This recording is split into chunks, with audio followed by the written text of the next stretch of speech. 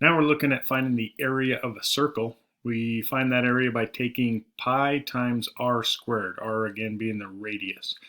In this example, we are given the circumference of the circle is 5 pi kilometers and asked for the area. And we're asked for an exact answer. Remember, that would be in terms of pi.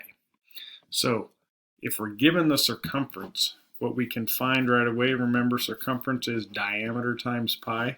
So if we have 5 pi for our circumference, divide both sides by pi, and we find that our diameter is equal to 5 kilometers. So that would mean that our radius is half of that.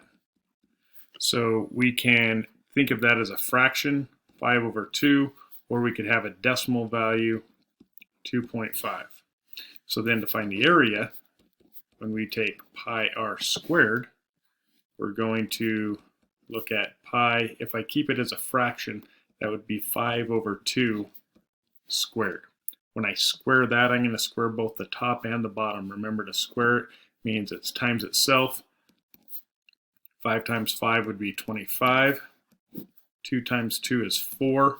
We're leaving the pi as part of that so that we have our exact answer.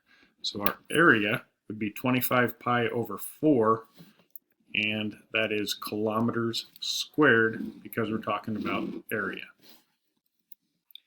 In our next example, we're looking at a part of a circle. So now we're looking at a sector. So when we're thinking of sectors, we're thinking of a fraction of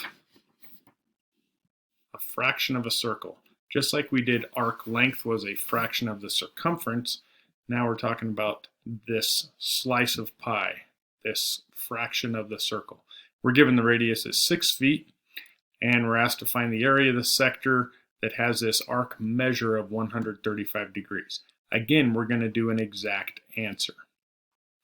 So for an area of a sector, just like we did with arc length, we have our arc measure out of 360. That gives us the fraction of the circle we're talking about.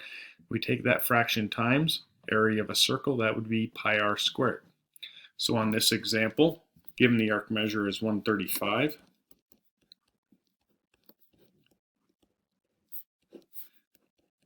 and our radius is 6, so we can reduce our fraction.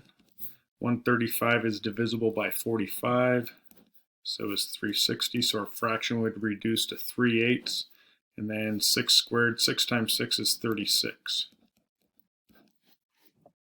So to keep this as an exact answer, I would keep it as a fraction. I would go ahead and take the 3 times 36. We get 108. Now we're dividing that by 8. Doesn't go in there evenly. I can use the math fraction part of my handy dandy calculator, and that'll give me my fraction in simplest form. That'd be 27 over 2. So our exact answer would be 27 pi over 2. And again, we're talking area. So that's going to be feet squared.